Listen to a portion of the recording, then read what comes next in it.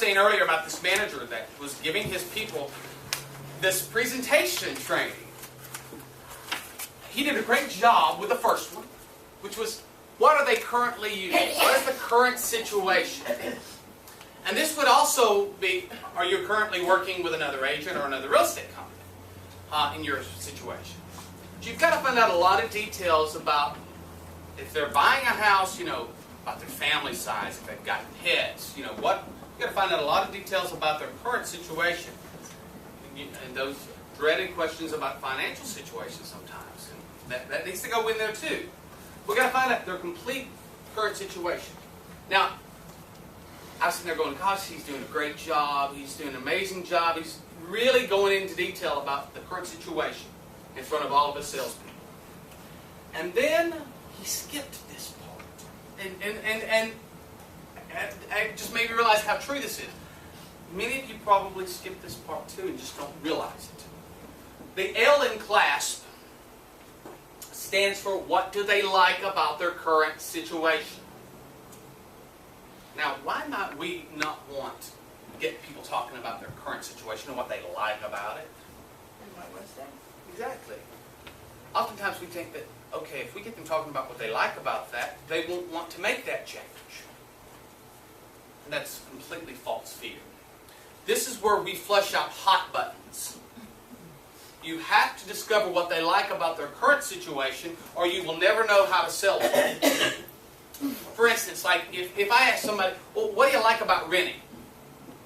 Gosh, I hate yard maintenance. I hate it. I hate that stuff. I don't want to do it. Do you think that's going to change what you're going to be showing them possibly? Small yard. If they tell you, well, I really like working with Jane over at RE/MAX because Jane is just really responsive, and anytime that I need to get in touch with her, I've got her cell phone number and she's available any of the time if I have questions. If that's something that's important to that person, isn't that something you're going to stress that you have that you're going to be available to them whenever they need you? Because now that's important to them, right? You have to ask about these things. If you don't ask what they like about their current situation, you will never know what their hot buttons are.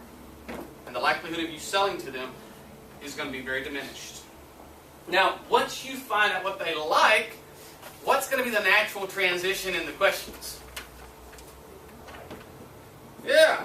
What do you not like? What do you want to change? What would you alter? Now, this is a very critical and key point in the discovery process, because you are about to uncover any kind of pain. Now, people don't like to talk about pain, do they? Some do. People do.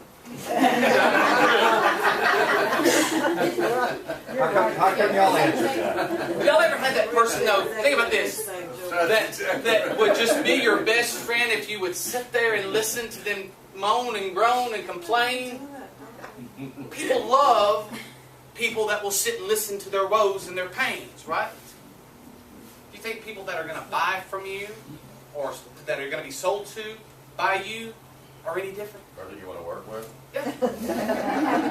They love to verbally vomit all over you.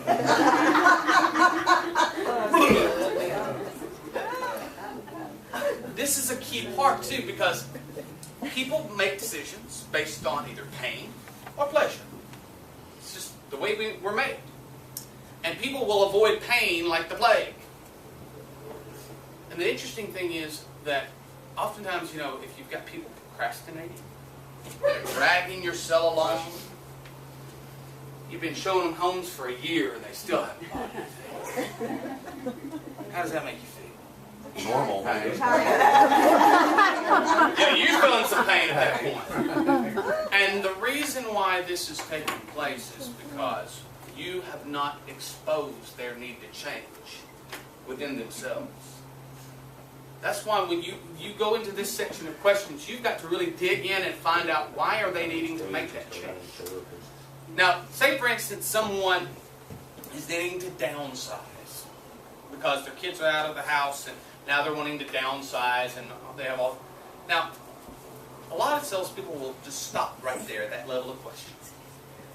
And guess what? That's not a very motivating thing, because now they still haven't verbalized what their true pain is or much about it. That's when you do what's called CPR. You've cut open the wound to expose the pain, but now you've really got to really flush it out and really make it in the forefront of this prospect's mind. The way you do that is by pouring salt on that wound. Lovingly. Lovingly. Right. Because only then, when you really start asking more detailed questions about their pain. If they've had a bad situation with a former real estate company, don't you really want to get them talking about that? Yeah, that's like gold. So, when we flush this out, so you're going to remedy that. It's called CPR. You cut open the wound by exposing the pain. You pour on the salt by really flushing out and asking additional questions. And then you're going to be the remedy that are in the CPR. You are the remedy. Your services are the remedy. But this is really critical, and people like and they trust you once you really flush out their pain. Critical.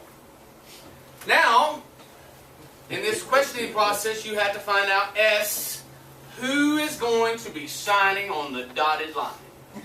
Now, you can really screw up a sale by asking this the wrong way, because people like to be valued, right? And so you're like, are you the one that's going to be making the decision, bub? Yeah, it's not going to go over too well usually. But you need to make sure that you're asking this up front in a way that is going to show that you have care and respect for the person you're dealing with. Oftentimes something like this. Now, is there anyone else that we need to include in this process? Because, this is a big decision for anyone. And we want to make sure that if you have anyone else that needs to be involved in this process in purchasing this home or selling this home, that we have them here and that they get all the information so that when you are ready to make that decision, you have all the information available. Is there anyone else we need to involve in the process? And boom, they don't feel threatened. They don't feel like they're being devalued. They feel like you truly care and that you want to help. And you're getting the information. It's a beautiful process. Now, this is where you truly will start to make a huge difference with this questioning process. Now, clasp, you can think of a clasp on a watch or a woman's bracelet. It's lightly secured, right? Well, this is the clasping of this prospect. It's when you're going to paint a picture. This is when you're going to get a loose agreement to move forward. And oftentimes in real estate, if you get that loose agreement to move forward with someone, they're usually not going to see and work with anybody else until you fail to do your job, right? Oftentimes. So this is where you would actually lock yourself into working with someone. And of course, you rephrase this to however you need, but there's a general structure to this. So, Joe, if I could give you blank, blank, and blank. So you see the structure of this. You're going to insert, you're basically going to say, if I could provide you with, you said you needed this and this and this that you liked about your current situation. And it might be, in our example from earlier, if I could actually find you a property that you didn't have to fool with that yard maintenance, that you didn't have all those worries, all the things that you said you liked about your current situation, but at the same time, satisfy your desire to really find an investment for yourself that is going to carry you into your future. Whatever they said they needed to change or they wanted to alter, their pains. You list all of that stuff out. Now, the really critical and important fact here is that people will believe what comes out of their own mouth, but they only will believe about 25% about what comes out of yours. So if you're repeating the things that they've already told you from your questions, it's going to be very believable to you. So trust is instilled in you. And then you do a basic statement at the end. If we can provide you basically with everything you like, everything you want to change, is there any reason why we couldn't go ahead and start working together today? What do you think most of the time your answer is going to be from them? Sure. Yeah. Yeah, it's going to be yes. Then you get the opportunity to move forward, do a presentation, and then, if you're doing a good job, ask for the business.